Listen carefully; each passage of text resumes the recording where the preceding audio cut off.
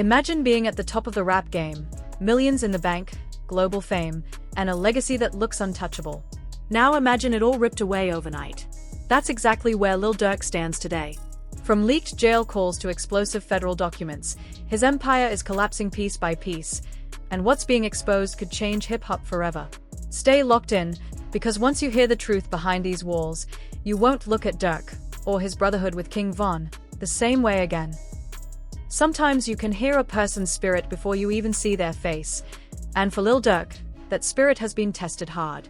The rapper has never shied away from sharing how brutal jail life can be, and now newly leaked footage paints a grim picture of what he's enduring. Fans are sounding alarms, convinced his enemies are circling closer than ever behind bars. Durk is currently locked up in MDC Los Angeles, a facility infamous for its chaos. Judges have even labeled it barbaric, citing suicides, rampant violence, and guards caught sneaking in contraband. For someone with Durk's history and long list of rivals, every day inside carries real risk. Danger doesn't just come from his ops, but from the jail itself. One of the most widely shared phone calls shows Durk speaking with DJ Academics, opening a rare window into his mindset as he faces the kind of charges that could alter his life forever. "I've been good, mentally, spiritually, I've been on top of my game." Those words, spoken with Durk's trademark calmness, reveal the mindset that's carried him through countless storms. Yet beneath that steady tone lies the heavy reality of a man confronting the possibility of spending his life behind bars, separated from his kids, his partner India Royal, and the music legacy he's spent more than a decade building. As the call goes on, Durk opens up with a mix of gratitude and blunt honesty. He thanks his supporters for their prayers, but he doesn't sugarcoat the experience of federal lockup. "This like a box of air, we don't get no news, no nothing. If you don't call, or someone don't tell you on the computer, it's a wrap." His words capture the crushing isolation of prison life, where even the smallest message from the outside becomes priceless. What stands out most, though, is his spiritual growth behind those walls. Durk, increasingly open about his Muslim faith, talks about learning Arabic from fellow inmates and devoting himself to prayer and study. Instead of clinging to outside distractions, he explains simply, "I ain't really on too much of nothing, bro. I don't even be thinking about the outside. I seen your father speaking about you, and it reminded me of the conversation we had." That line captures the heart of Lil Durk's ongoing transformation, a spiritual awakening behind bars that mirrors the shifts we've already seen in his career. For years, Durk has tried to strike a balance, maintaining his street credibility while promoting peace and uplifting his community. Even in federal custody, that mission continues through his Neighborhood Heroes Foundation, though some partnerships have been cut short because of the serious charges he's now fighting. Still, Durk isn't going through this federal storm alone. Viral clips and leaked communications have revealed a harsh truth. Multiple members of his Only the Family collective are locked up with him. What was once one of Chicago's most influential rap organizations is now staring down near total collapse. Durk's arrest came alongside 5 co-defendants, all tied to OTF, each facing the same conspiracy charges and the same possibility of life sentences.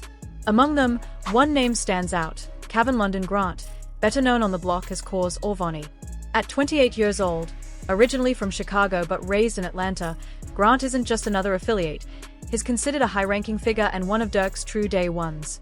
According to federal documents, Grant allegedly played a central role in organizing logistics for the supposed murder-for-hire plot, handling everything from ski masks to rental cars. Federal documents paint an even darker picture of the conspiracy.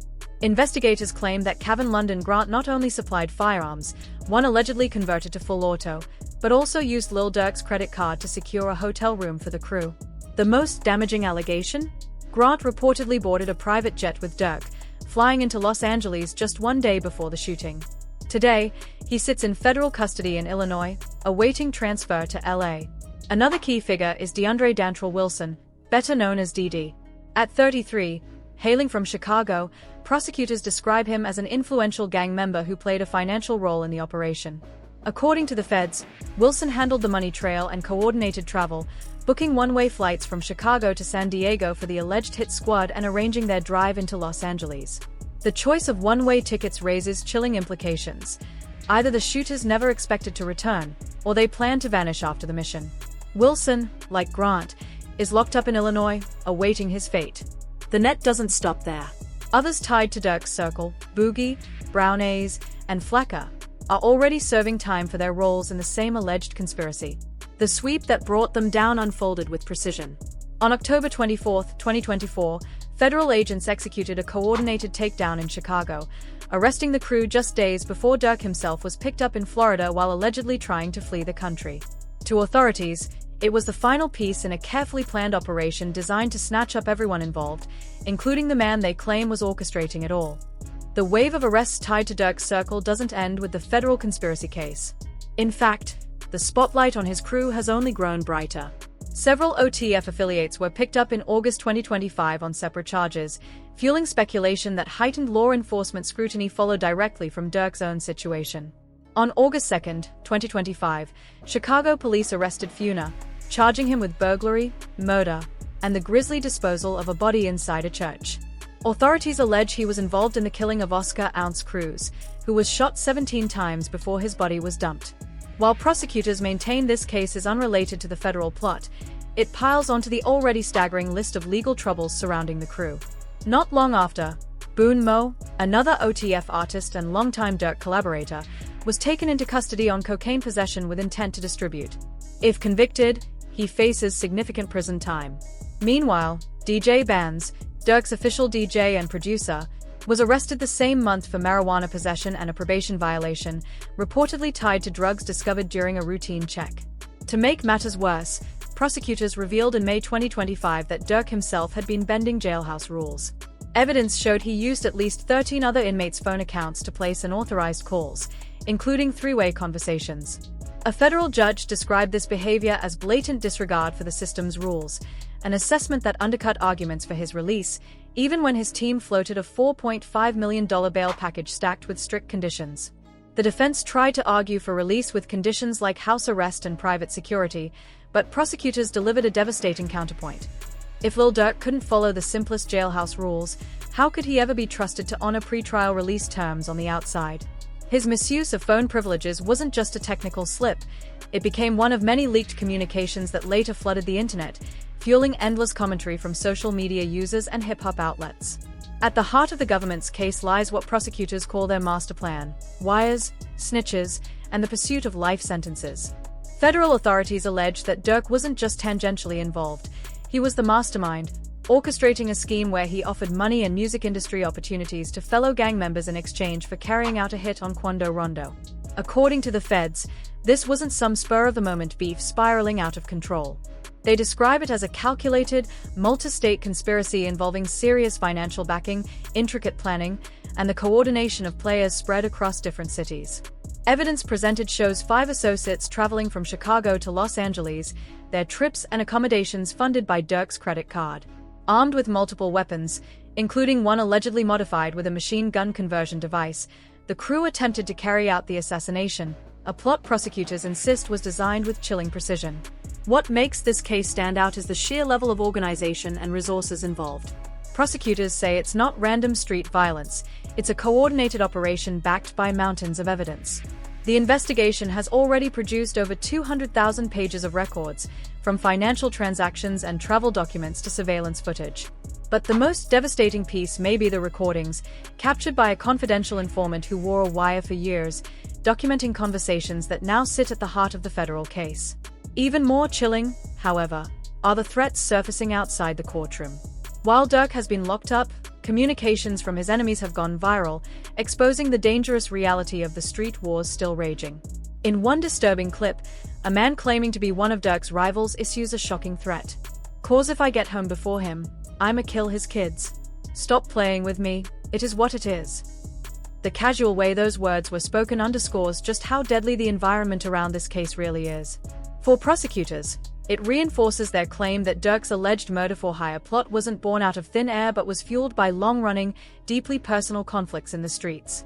Meanwhile, the question dominating hip-hop circles is the identity of the federal government's mystery informant, the insider who allegedly recorded conversations for years and whose cooperation could determine whether Durk and his crew walk free or face life sentences.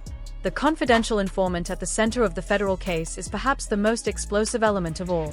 Court documents keep the name hidden, but whispers in the streets and across hip-hop media point to Jam, a longtime associate who walked free in 2022 after serving a 12-year stretch for attempted murder. If true, The revelation cuts deep. In a 2023 interview that resurfaced online, Jam openly thanked Lil Durk for standing by him during his bid, sending money, offering emotional support, and even mentioning him in songs. To now be tied to years of secret recordings and alleged cooperation with the feds turns the story into a modern betrayal saga, one that feels ripped straight from the trenches. Commentators have dissected the situation with surgical precision. Content creator Hood Educated called attention to just how pivotal this unnamed co-conspirator is in the government's case. This co-conspirator who is unnamed, check it out. This how cold-blooded he is. He offered money. Not only that, the point was clear. Prosecutors have built their strategy around this witness, using him as the backbone of their case. Adding fuel to the fire, leaked footage from October 2024 showed Jam in an interrogation room, casually eating McDonald's while eyeing the camera. What became meme fodder, jokes about snitching for a Big Mac, was, to many in hip-hop, no laughing matter. In a culture where silence under pressure is sacred, the idea of betrayal by someone Durk once lifted up is viewed as a devastating breach of loyalty. And the government's evidence doesn't stop at one man's testimony. Investigators have uncovered broader patterns of alleged criminal activity, stretching the scope of the case far beyond a single conspiracy. The Quando Rondo case is only one piece of a much bigger puzzle. Media figure DJ Academics, who has been following Lil Durk's legal battles closely, laid out the broader picture of how law enforcement has zeroed in on the rapper for years. When Durk got caught up in that Atlanta shooting with Vaughn, detectives from Chicago actually traveled down to testify at his pretrial hearing, just to make sure he stayed locked up, Academics explained. That move revealed what many now see as a multi-jurisdictional campaign, a coordinated effort that stretches across city and state lines, suggesting the current federal indictment is the result of a long-running, carefully built investigation.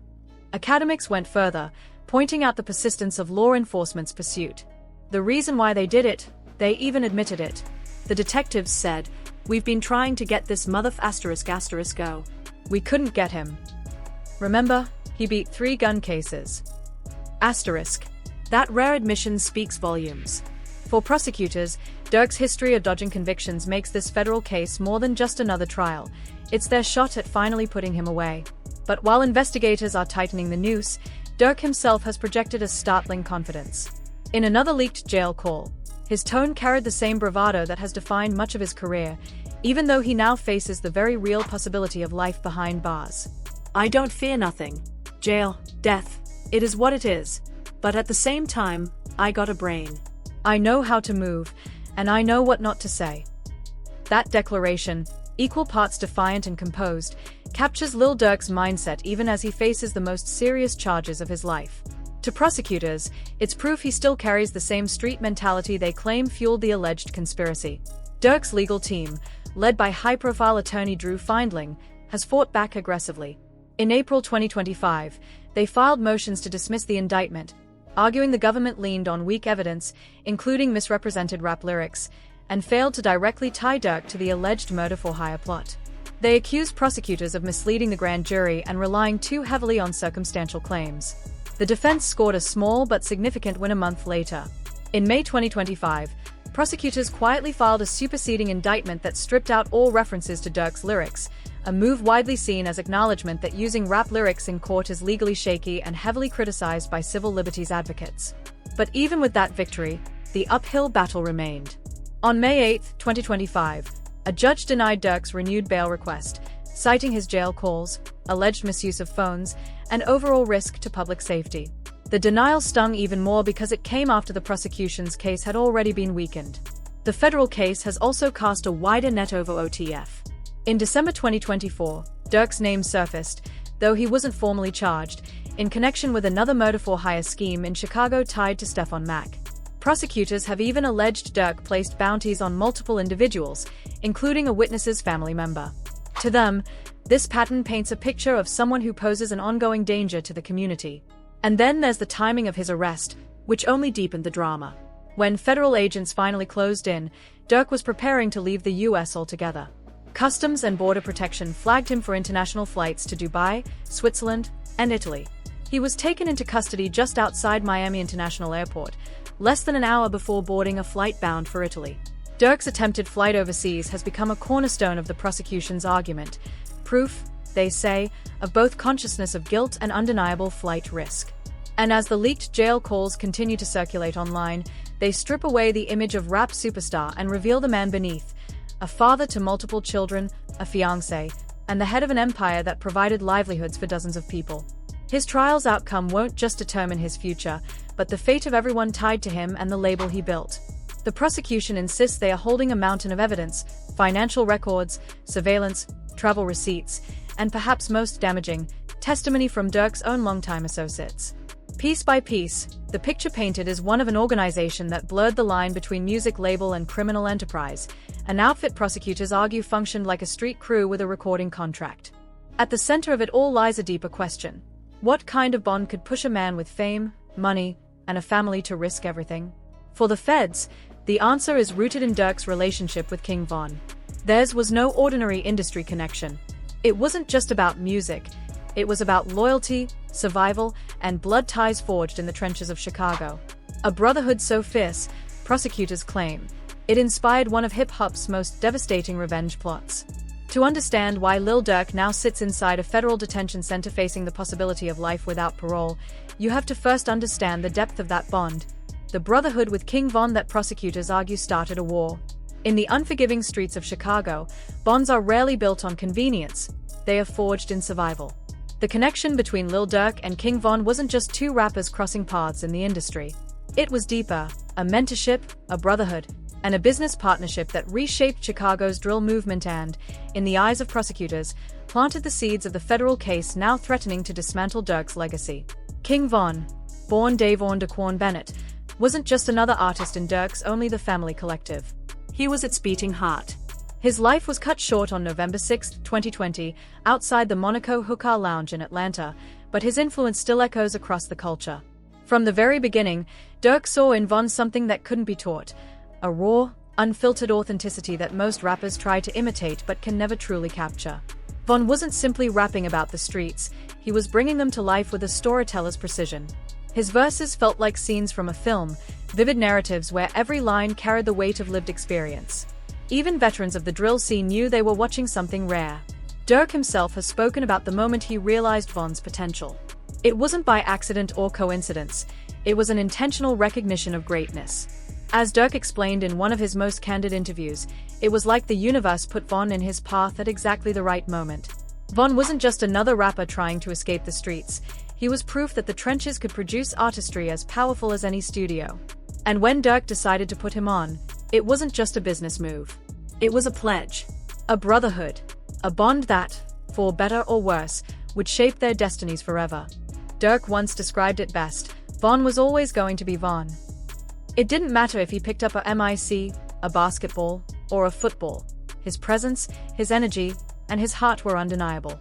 From the moment Durk recognized his potential, it wasn't about just signing an artist. It was about investing in a person he saw as a reflection of himself. That hunger, that authenticity, that rare ability to lay out the brutal realities of street life without ever losing respect or credibility. Vaughn's rise wasn't the product of a label machine or an industry blueprint. He was the raw, uncut truth of the trenches. His stories weren't fabricated, they were lived. And when he dropped Crazy Story, it wasn't just another single. It was a turning point. Audiences felt it. The streets felt it. Even Durk himself admitted that from the first listen, he knew Vaughn was different. Durk wasted no time putting him on tour, bringing him out on stage, and letting the world see what he already knew. King Vaughn was destined for greatness. And had he lived, many close to both men believe he would have been the biggest name in hip-hop today. What made their relationship stand out in an industry built on contracts and convenience was the genuine love and respect that went beyond music. Durk never looked at Vaughn as just another artist under his label. He looked at him as blood, family. His success was Durk's success, and Vaughn's safety was his responsibility. That protective instinct, the feeling of having to stand up for his brother no matter the cost, would become central to everything that happened next. Together, their creative dynamic was electric. Vaughn would come to Durk with raw ideas, raw emotion, and Durk knew how to shape it, polish it, and amplify it without ever watering down Vaughn's truth. It was a partnership where both sharpened each other, iron against iron, pushing one another to new heights. But that same bond, that same loyalty, would soon be tested in ways that went far beyond music. And it's here where the story shifts, from brotherhood and success to revenge and tragedy. Vaughn would walk into the studio with raw energy, half-finished ideas, and an urgency to get his stories out. Durk's role wasn't to change him, but to refine him, to take that raw material and shape it into something polished without stripping away the grit that made Vaughn's music so magnetic. Sometimes Vaughn would literally hand Durk unfinished bars and say, "Bro, finish this for me." And Durk would help him lock it in, guiding him through the process until Vaughn found his own rhythm. The crazy part was how fast Vaughn adapted. At first, he leaned on Durk's experience. But before long, he was spitting full verses straight through, surprising everyone in the room. It wasn't just talent, it was business. Vaughn came into the booth with purpose, not worrying about what the industry thought, but staying true to his own voice. And that authenticity was exactly what made people stop and listen. Their collaboration wasn't the typical mentor-student hierarchy. Yes, Durk was the established star, and Vaughn was the newcomer. But inside that creative space, there was mutual respect. Durk gave Vaughn the platform, but Vaughn's artistry was all his own. He didn't need to imitate anyone. He was the story, and people felt it. But their bond went far deeper than music. Durk wasn't just showing Vaughn how to record a hit, he was teaching him how to survive the game. How to navigate contracts, tours, and money without losing his street credibility. Because for artists like them, the rap industry wasn't just a stage, it was an extension of the same environment that raised them, with dangers that were just as real. Thanks to Durk's support and mentorship, Vaughn's rise was nothing short of meteoric. In what felt like months, he went from being an unknown voice from Chicago to one of the most recognizable names in drill music. His storytelling, cinematic, unfiltered, and brutally real, paired with Durk's industry experience, created a formula that took him straight to the forefront of hip-hop, where reputation can mean survival. For Durk, the call from Houston wasn't just news of a tragedy, it was the ripping away of someone he saw as a blood brother, an extension of himself. Vaughn wasn't only an artist on the OTF roster, he was family. His death wasn't just about losing a business partner or a friend, it was about losing a piece of his identity. In interviews afterward, Durk would admit that Vaughn was one of his favorite rappers of all time, not just because of the music, but because he embodied everything real about their world. Vaughn wasn't fabricated. He wasn't industry built. He was Vaughn, through and through. And Durk knew it. But in the culture they came from, grief didn't exist in isolation. It was tangled up with loyalty, responsibility, and the weight of expectations from the streets. The pain of losing Vaughn was sharpened by the perception that something had to be done in return. For many, the unwritten rules demanded it. Retaliation wasn't just revenge, it was about respect, about showing the world that Vaughn's name wouldn't be disrespected without consequences. Prosecutors now argue this was the exact moment that transformed personal grief into criminal conspiracy. They paint the picture of a man so consumed by loyalty and loss that he was willing to risk everything, his career, his family, even his freedom, to stand on that code. For Durk, Vaughn's death wasn't just the end of a brotherhood. It was the beginning of the legal nightmare he's still trapped in today. Journeys as proof that greatness could rise out of the trenches. What began as a story of mentorship and brotherhood became a cautionary tale of how the very principles that bind people together in loyalty can also chain them to destruction.